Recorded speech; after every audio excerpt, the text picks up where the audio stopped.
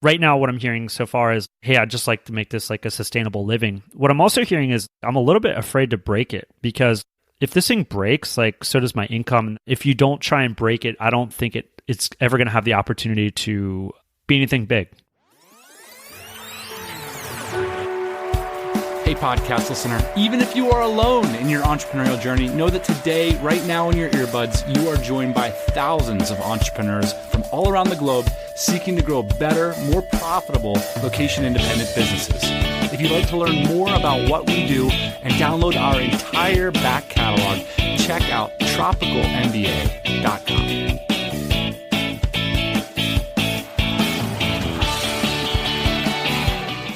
Hey, yo, welcome back to the pod. Ian, the votes are in and people have been unequivocal. They are ready for an evolution. They are fine with calling this the TMBA pod. Yeah, I saw that feedback.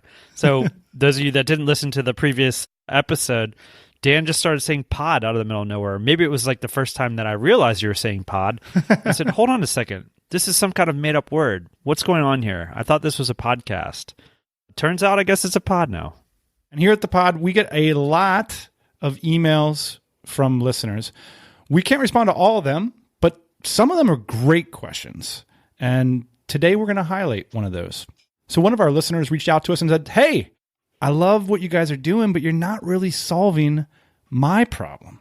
So what we did is we just called that listener up. And that's what today's show is all about. Ian, today's guest wrote to us and said, I'm facing some problems that more early stage entrepreneurs face. And frankly, I'm not so sure. I think some of these problems are really universal. Totally.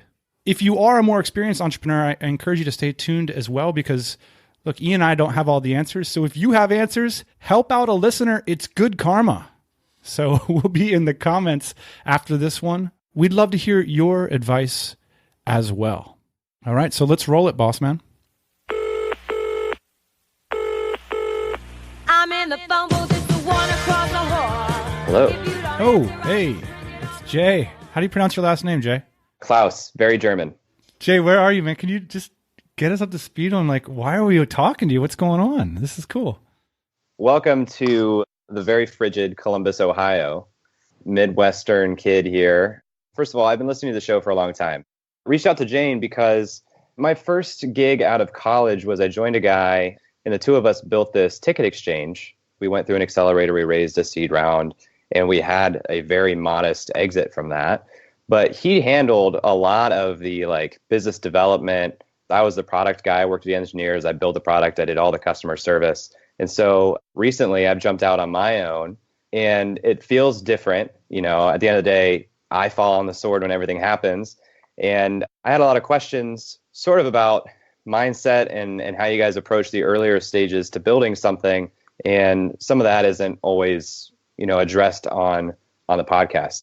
Let us know what you've been up to then. I left a product management role in April. I was at a tech startup here in town. And I left that to go out on my own. And honestly, I left and I had these goals of I wanted to be location independent. I wanted to have full control over who I worked with, what hours I worked, and I needed enough money to live, right? So I had kind of a one-off conversation with a friend in town who's a lawyer.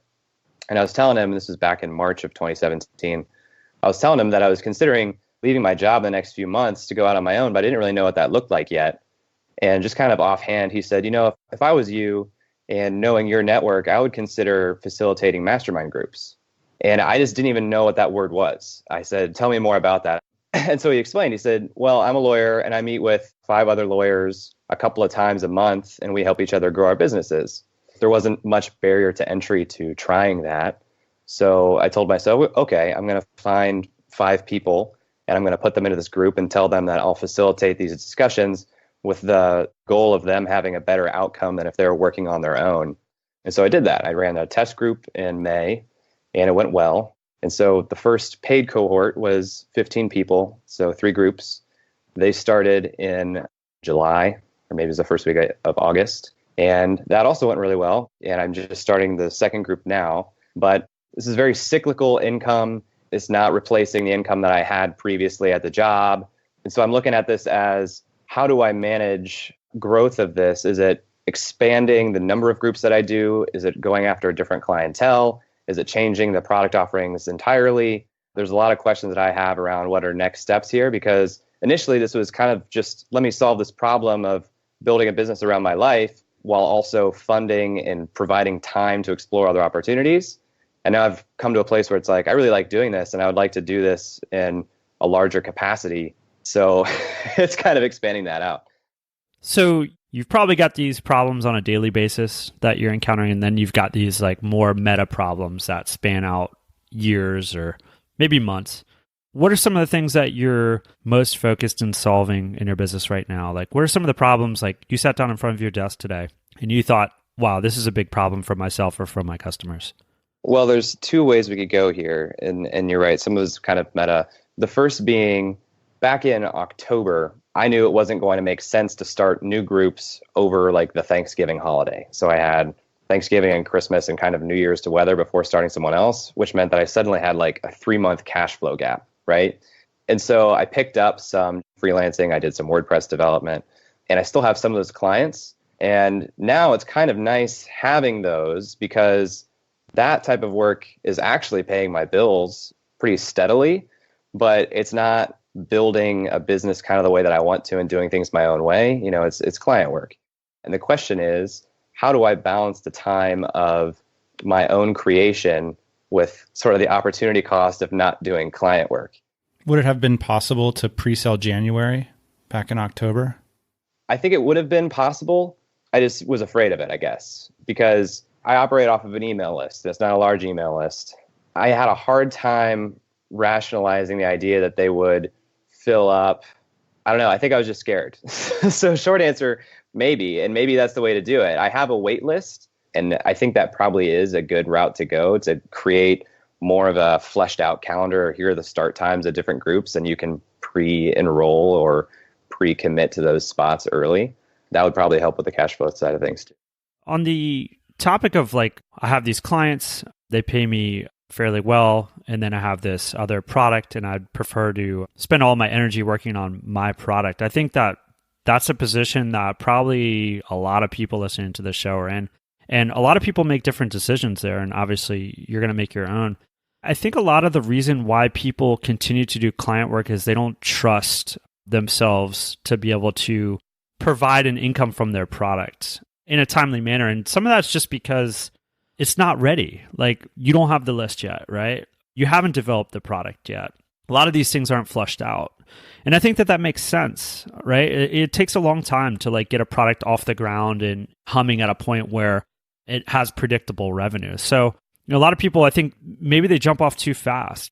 And so I guess one question I would ask yourself is like, what innovations, what work needs to be done to make that product mature enough so that it is a constant flow of income?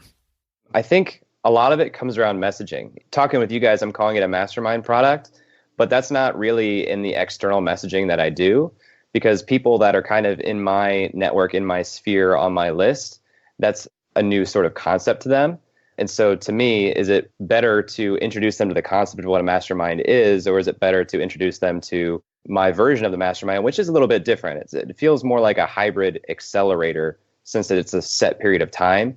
And I'm on every one of the calls kind of helping them product manage their own, path through that. We do a goal setting up front, and I help them lay out a roadmap so they can get to this intended outcome after 12 weeks. So yeah, I think part of it for me to mature it is it'd be great to have a bigger list, but I think a lot of it is nailing the messaging so that people who haven't come across this concept before understand the value proposition in it. You brought up something else, I think, which is interesting. This idea of like going lean. So in your mind, like, what does going lean mean? Does it mean not having a car? Does it mean taking public transportation? Like, what kind of sacrifices do you think you would have to make if you went lean? I think I'm actually in a pretty privileged position here, relatively speaking. I don't have any debt. My car is paid off. I live in a pretty low rent studio here in Ohio. To me, going lean is really cutting back on things like eating out. I'm a horrible cook, so I don't do a lot of cooking at home. I really need to learn how to do that. But I look at that too, and I say this is a time commitment. Doing food prep and either learning to cook or doing cooking and cleaning up everything like that is taking away from time. But to like really save money, it's really kind of hunkering down and staying in this studio and not going out for coffee meetings, or at least figuring out different ways to do meetings without buying coffee, not eating out. Those are possible things, but it changes my lifestyle a little bit. And again, I think it would take a little bit extra time from me. Those would be minimum level sacrifices, I would say. Most people make way more than that. Right. So that's a start. When I think back to Ian and I's, one of the fortunate falls, in some ways we were in like a worse position than you are now.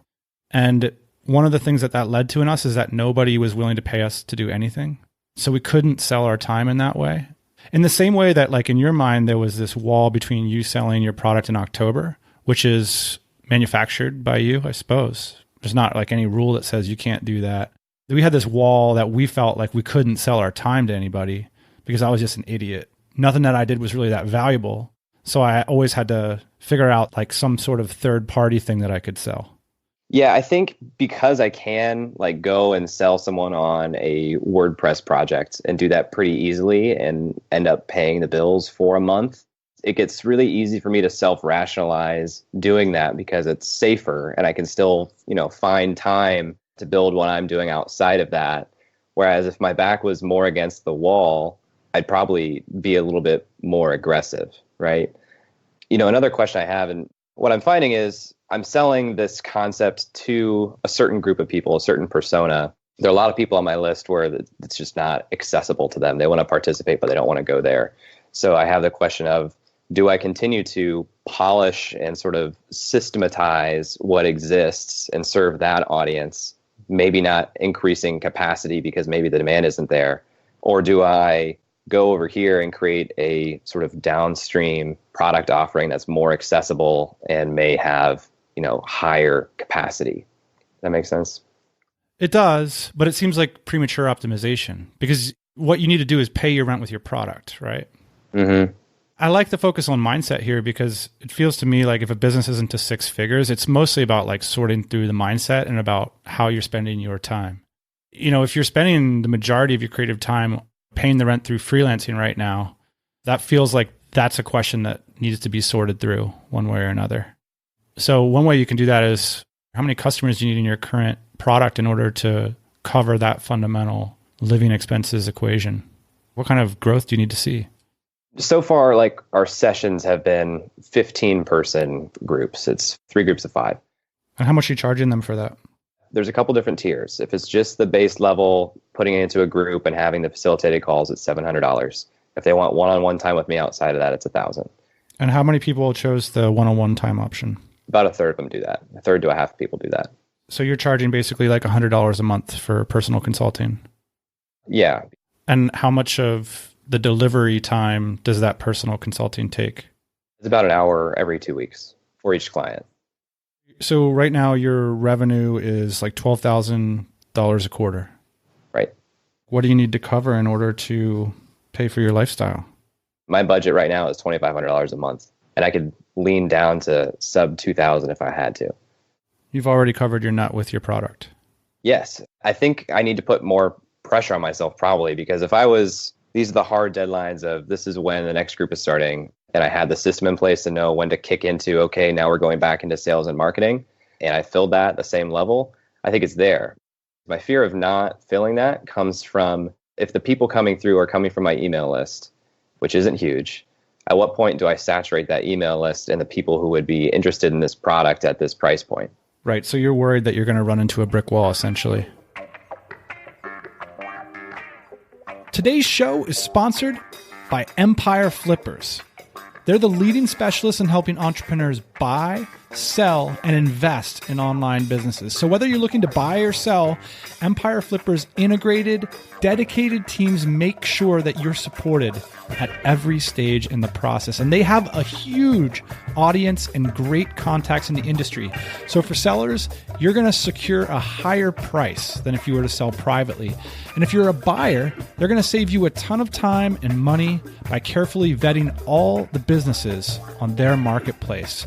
So whether you're looking to buy or sell anything from $20,000 up to seven figures, check out empireflippers.com/TMBA. And if you go there, you can save yourself $300. That's because today, for TMBA listeners, the Empire Flippers have offered a free business valuation, which normally costs $300. So if you're looking to acquire a business, new offerings are posted every Monday morning. So that's empireflippers.com/TMBA. And a huge thanks to the team over at Empire Flippers for supporting the TMBA podcast.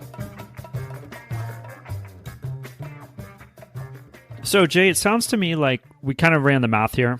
I think that you're probably able to cover your lifestyle costs, but it could just be, like you said, a matter of cash flow, right? Because there's like holidays and there's start and finish dates, and we need to figure out a way to like kind of bridge those gaps in terms of the cash flow.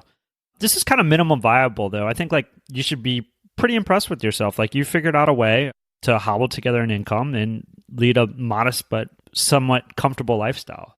Number one, that's pretty cool, right? You figured out a way to do that. It's pretty cool. You got it off the ground. Yeah. Again, I think what Dan was saying is true, which is, somewhere generally before $1 million in revenue, most of the things that hold us back are like our mental mindsets. And so one of the things that I haven't heard from you yet is, what's your dream? Where does this go? Kind of the place that I want to play is, I really like that now, instead of focusing all my time on like building one tech product for one company in one industry, I get to work with early stage entrepreneurs and even some artists across lots of projects that I'm pretty interested in. And I can become sort of personally invested in them in terms of like emotionally, and help them and connect them and see those things, through to fruition, help people do things that I'm doing right now. Right.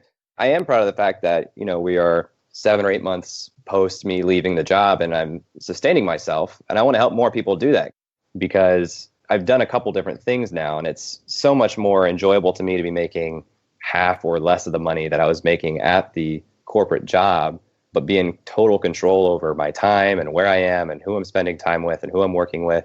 People who are inclined to go down that path, I want to help them do that. So now, as we expand the problem scope, then it gets harder to solve the problem, because like, if that's the problem scope, you've more or less solved it. There's sort of a business scope, and then there's a lifestyle element as well. True. I am not in any place where like I'm saving any money right now. At some point, I've got to have more of an income so I can be either saving for some eventual time or even saving for, calamities that could happen now. So, one truism might be, if you want the business to give so much to you, something has to give a lot to the business. There has to be this energy input. And so a lot of times, like I see, especially like in our community, I don't know you that well, so I don't want to say this about you. I just want to say it generally, is people prematurely optimize for lifestyle or other considerations. There's just a lot of things on the table that they want to do with their lives, and that's freaking awesome. But growing a business is like one big fat giant thing. Because of the internet and like the availability of all this information, so many of us underestimate what it takes to do that. And I think Ian and I are having to take that salty pill again now, because we're looking at starting new businesses and we're just like, oh man, it's so much energy that you have to put into something to get it started. So I was kind of thinking about this the other day. So the way that Dan and I got started was we were manufacturing and marketing valet parking equipment to valet parking providers. These are basic key boxes and lock boxes, things like that. And our motivation back then was like, we didn't want to have a job anymore. We wanted to do a lot of things that you're talking about, which is own our own time and freedom. But one of the things that's, I think, different now than was back then is like all the options didn't exist, like this WordPress work and like freelancing and things like that. And one of the things that we had to consider, and the most important thing that we had to consider, was, what does the market want? What does the market need? Because those are the people that we were getting money from. So you have to do what the market demands if you want the kind of life that you want. Number one for us back in the day was serve our clients, serve our customers. And then whatever comes of that, we can kind of turn that into the lifestyle that we want. Now, at some point, we did a little flip-flop there, right? When we started to make enough money and when we were seeing great results, and then we started saying, okay, now what is this business going to do for us? Because it's turning over tons of cash flow. Like, what do I want now? I just remember, and Dan, maybe I'm recounting history incorrectly, But in the beginning, it was a lot about what do our customers want? What does a business need? And less about what do I want? Maybe some of the time right now for the next couple of minutes should be spent trying to solve what these people's biggest problems are, because that's how you're going to get paid the most. And ultimately, that's how you're going to solve these kind of lifestyle issues, these cash flow issues that you have for yourself. So what are some of the things that they're willing to pay you the most for? Yeah, and why are they going to churn out? Why would they love it so much that they'd pay double the next time around for it? That's a good question. I haven't ever asked for that. The 12-week period was kind of arbitrary. Maybe I could have done a monthly fee. Maybe I should have done that. But the people I tend to work with most are people who are freelancers, either part-time or making the jump to full-time freelancing. People who are trying to create sort of a side business, whether it's an Etsy shop or spinning up a podcast or writing a book, and early stage entrepreneurs. And that's just because those are sort of the circles that I've traveled in myself, and that's kind of where the people have found me. It's about helping them navigate some of the earlier steps because we meet every week. I think it's probably self-selecting for people who understand that they can get a lot of wins sort of rapidly.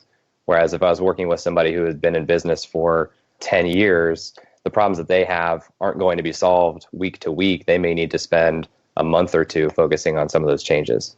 It's not surprising to me that we're here having this conversation. And, there's a lot of open questions here about like, when are they going to churn out? Why are they going to churn out? What are they willing to pay? I haven't asked them to pay up. I think there's sort of like a galvanizing moment in a lot of successful businesses. And I think this is why like a lot of people that run businesses can be like crazy or screwed up or weird or something, is that there comes a moment when it's like sort of pedal to the metal, and that it's really worth finding out the answer to these questions, and that they're never going to come from a third party. Like it's never going to come from Dan and Ian. It's never going to come from that dude you talk to in your mastermind. Like if anything is going to matter at all, it's like you're going to sit down at your desk and like sort of step off the ledge and like go ask for the money and go figure out when they're going to churn out, and like go figure out if they're willing to pay double, and ask them if they're willing to refer a friend, and see if the next cohort can be twice as bad, and see if the $300 upsell can be either not exist so you can have twice as many customers, or it can be double the price so it can be a sustainable part of the product. Maybe what you're doing is you're saying, and this is just eye of the tiger stuff, like one of the biggest profitable outcomes that can come from this kind of thing is that you could become an owner in one of the businesses you're working with. So, okay, I'm willing to sell it for $300, but here's what I'm going to do. I'm going to make an investment, or I'm going to get equity in like X amount of businesses by the end of the year or whatever. That's a tough business model, but it is a tough business model. But I think, oftentimes in these businesses, the ideas that you have in the beginning aren't what the outcome is in the end. Meaning like the outcome could be completely different. I could see this business, like Dan said, you finding a partner in one of the masterminds, you're really attracted to somebody's business and you think like, well, this is actually my purpose in life. This is what I'm interested in. You partner with them, you shut down the mastermind thing, and you live happily ever after. And so, getting back to like, what is your idea of like a big success? What is your idea of a big dream? Right now, what I'm hearing so far is like, hey, I'd just like to make this like a sustainable living. What I'm also hearing is like, I'm a little bit afraid to break it, because like, if this thing breaks, like, so does my income. And then I have to go back to like serving WordPress clients. But at the same time, if you don't try and break it, I don't think it's ever going to have the opportunity to be anything big, The idea that came into my mind when Ian said that was like increasing the velocity of exhausting your options. So like as long as all these things are like potential options on the horizon, it sustains the present, which isn't serving you. So Ian's suggesting that somehow you disrupt the present situation, which is really hard to do. I think everything you said was true there, Ian. I am a little bit afraid of breaking it because it is, my primary means, or what I want to be my primary means of income. When I say churn, it's not that the people I'm serving churn out because they're making a choice. It's more because I put this kind of arbitrary length of 12 weeks on the program. After that 12 weeks ends, I don't have like a next product or next step. I could encourage them to re-up for the same thing. I just haven't really productized that or put that in place. So when I say churn, I mean, I'm kind of reinventing or creating new customers every few months. But I think you are right. Again, I think a lot of it just comes from fear, honestly, because I don't want to break it, because I don't know, what else is possible. When I first put this together, it was very much in the vein of, I don't know what I want to do yet, and I'll continue to explore, but to pay my bills while I explore, I'm going to do this thing. And only recently have I said, maybe I should just do this at a higher level, and been trying to figure out what that looks like.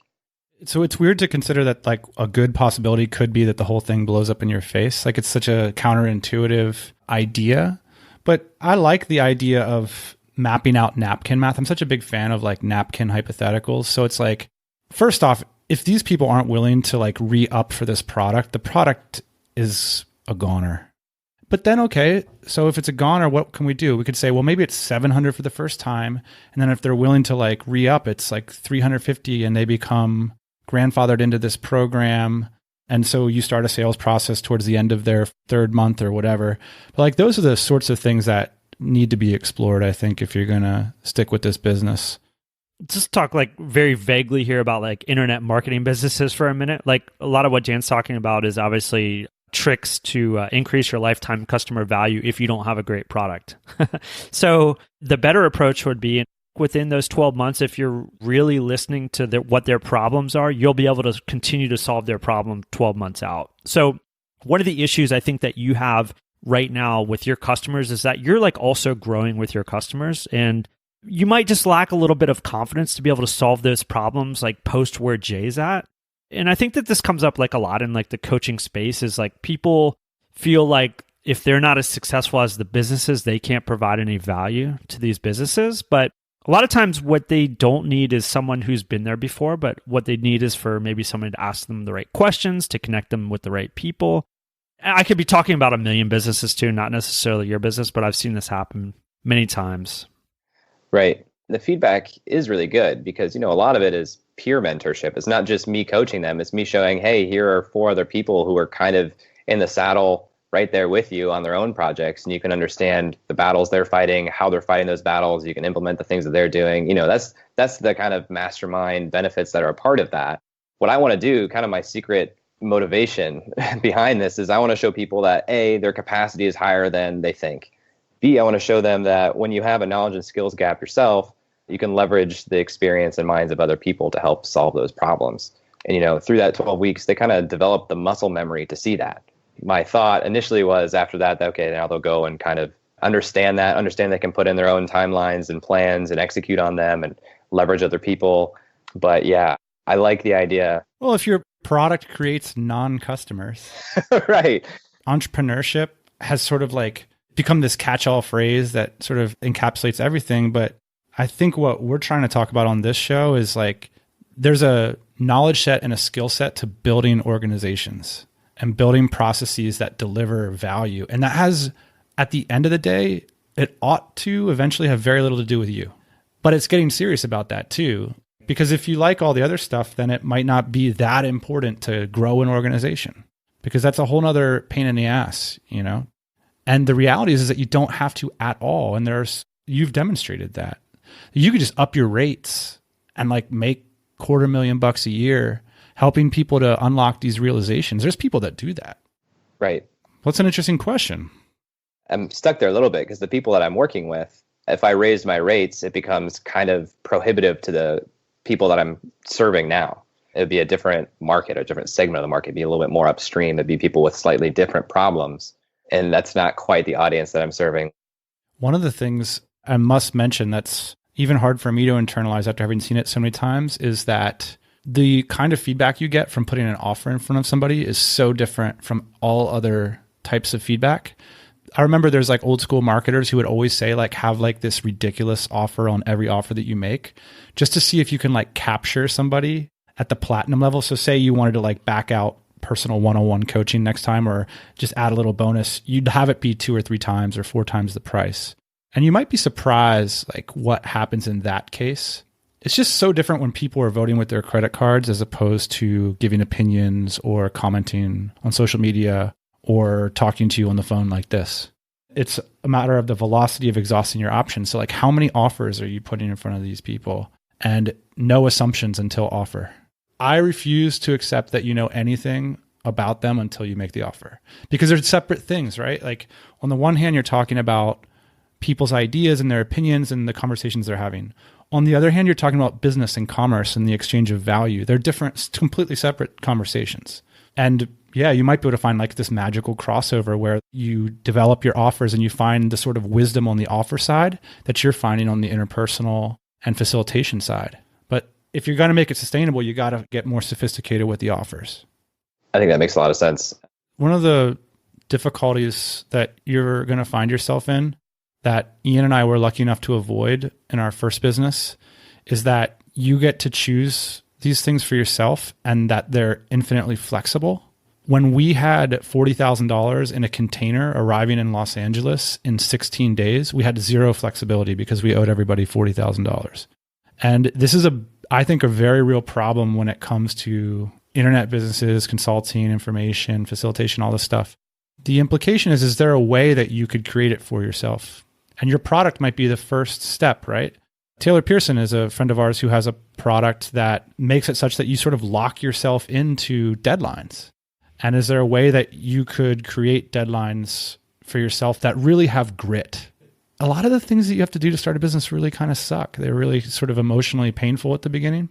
So that's a challenge to you is like, could you create accountability for yourself in a way that's very, very real?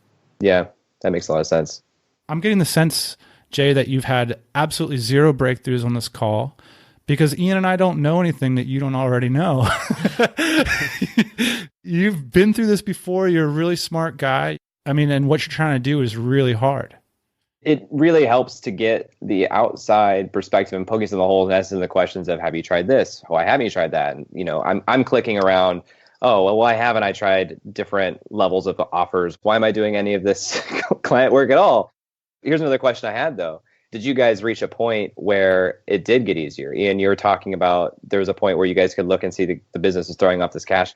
How did you know that you were at that point? What did it feel like? So it never got easy. I mean, there was always mo money, mo problems, right? And you're hiring people and people are quitting and things like that. But certain personal milestones and goals were met. Certain business milestones were met.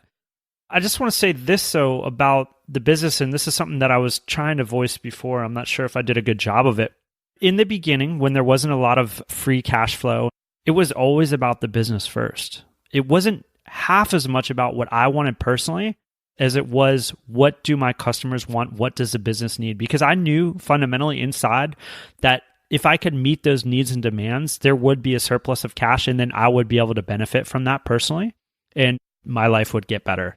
It just seems to me, and not necessarily in your business, but in a lot of people's businesses, they're online, they're looking at all these great lives that everybody's living on Instagram, and they're thinking like, how can I do that for myself? How can I achieve that kind of success? How can I be drinking that on that beach or taking that flight, And these businesses, these internet businesses are like a great way to do that. I mean, you don't have to be in an office, you can travel around or whatever. Seems like you can live these lifestyles by running these businesses, but the people that have sustainable wealth and that do it for the long term are always focused on what their customers need first. Bringing that back to the question, which is like, at what point did it get easy? Well, it got easier once I started understanding the problems of my customers. It sounds like you're also asking, like, does it ever feel like you're coming up for air? Yeah. I want to feel like the intrinsic, like, oh, this is going to be okay tomorrow. We were always like kind of moving the goalpost, So it's like, okay, the goal now is $1 million in revenue. Okay, the goal now is $3 million in revenue. And I think part of that is probably just like some of my personality, Dan was probably on the other side of that, which is like, well, why more? He was asking more of these questions. I was just kind of the guy that like put my head down and just with a helmet on, of course, and just kind of like charged through the football team. The pressure that you're feeling now, I think, is self-imposed, which is great. These are all things that we make up, like, oh, I need this amount of money to survive. We're fortunate enough not to actually be in poverty. When I think you'll start feeling less pressure is when the money starts flowing a little bit more freely. And I think, again, that's going to happen once you start solving more important problems for your customers. The other way you could say is when you have 6 figures in the bank and your business is throwing off cash flow with a general manager. That's a very curt answer to the question, but that's like a real level, like past like credit cards. And like I was in credit card debt and then I was in debt. And then like Ian sent me 20 grand one day and it was like, okay, well, I can get by until I get another job or whatever. And then there's that sort of level where you have 6 figures and you have the business humming along. I think that takes years. And then if you keep cracking, what ends up happening is that the people who are focused on it, they end up becoming wealthy, in like decade-ish time frames. That's just what I see. And it's really hard. It's like not everybody gets out alive, man. Part of what makes me feel safe is like all the people I've met from growing a business and like the genuine friends that I have and the people that I can call and say like, hey, can I get some help? Can we work together? Ian now has like a garage that's big enough for me to live in. Mm-hmm. And I could just... When it goes down, I mean... Part of it's money, but part of it's identity too, is you see yourself as an entrepreneur, as somebody who can go out and drag it home, and that you don't need to rely on a career or job to do that.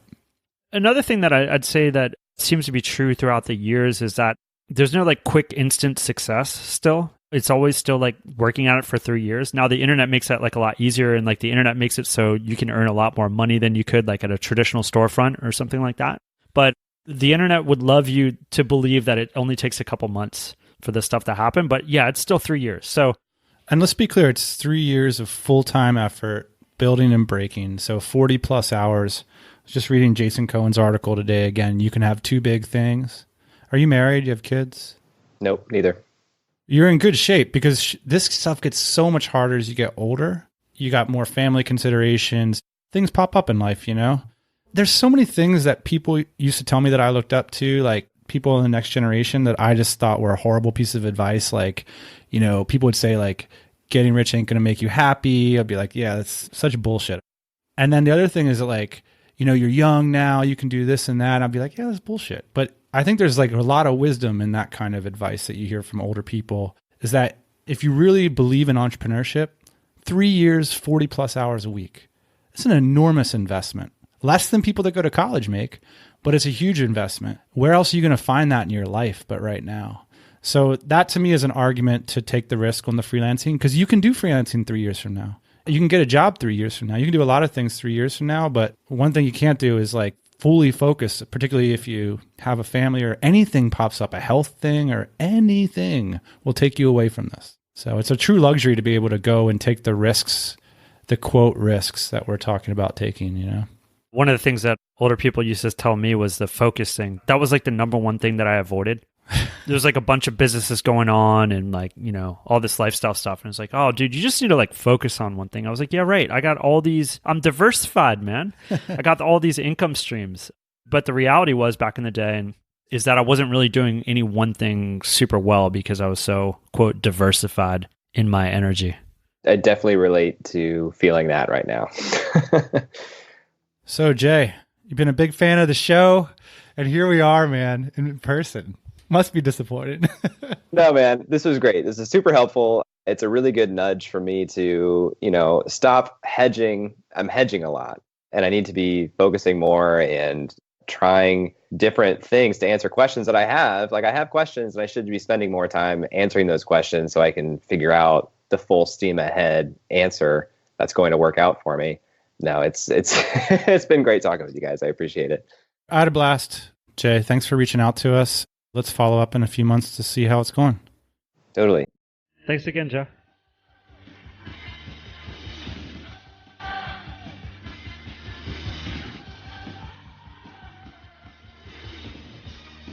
Hey, big thanks to Jay for coming on the show and reaching out for help. A good lesson, actually. That's the lesson. The meta lesson of the show is that there's a lot of people that are willing to help you in your life right now that you're probably not reaching out to and not tapping into.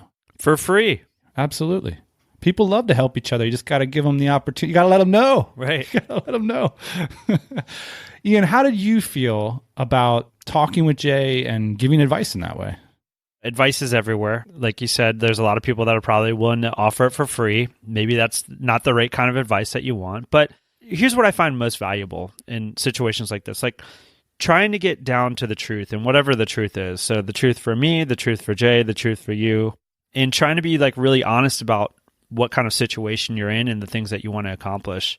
I think a lot of times when I talk to people, and Jay is not one of these people, but a lot of times when I talk to people about the things that they want to accomplish and the things that they're willing to give up and the things that they're actually doing right now, people aren't able to be honest with themselves 100% for whatever reasons. So for me, a lot of times it's just trying to be as honest as possible and figure out what's realistic. You know, for me, I didn't feel the greatest after the call. I felt like we spoke with Jay almost like friends. If we were just having lunch, that was the conversation we might have had. Whereas I don't know if we were being actionable. I had like sort of second guessed myself after the call, because there's certain things you can say to people. Like if you're really expert at guiding people, you can like say the things they need to hear, you know? Yeah. And I don't think that we approached this situation that way. I think we just spoke with Jay as if he's a friend of ours, go grab some lunch together. And so I don't know how useful it's going to be for Jay. We'll see. Well, I think that that's why it makes it really complicated in these situations, like giving advice, because you can give advice as the guys that have the podcast that want to make a show out of this. You can give advice as the investor. You can give advice as Jay's mom. You can give advice as the guy who wants to eventually sell something to Jay. Exactly. Or that has a vested interest. It's interesting. It's very, very interesting. It can come from all different angles. And I think, again, like most important is what does Jay want to accomplish? And so if he can get in touch with that, I think his business is going to be successful or be a failure depending on what he wants to accomplish. So if you've got a great question and you want to hear some advice from us, don't hesitate to reach out to the producer of the show, Jane at tropicalmba.com. And who knows, maybe we'll make an episode out of that. Why not? One final thing, if you want to sponsor the TMBA podcast in 2018, we want to hear from you. What's the best email address there, Ian? Just email you directly? Yeah, they can email me directly, or there's a little form that they can fill out over at the Tropical MBA site. And I am at ian@tropicalmba.com. This one's going to be posted at tropicalmba.com/consultingcorner1. And we will be back next Thursday morning, 8 a.m. Eastern Standard Time. See you then. Hey, thanks for listening to the Tropical MBA podcast. You can go to tropicalmba.com, get access to hundreds of back episodes and all kinds of other goodies. Load up your iPod. That is the cheapest way to fly business class on your next international flight. We will see you next Thursday morning, 8 a.m. Eastern Standard Time.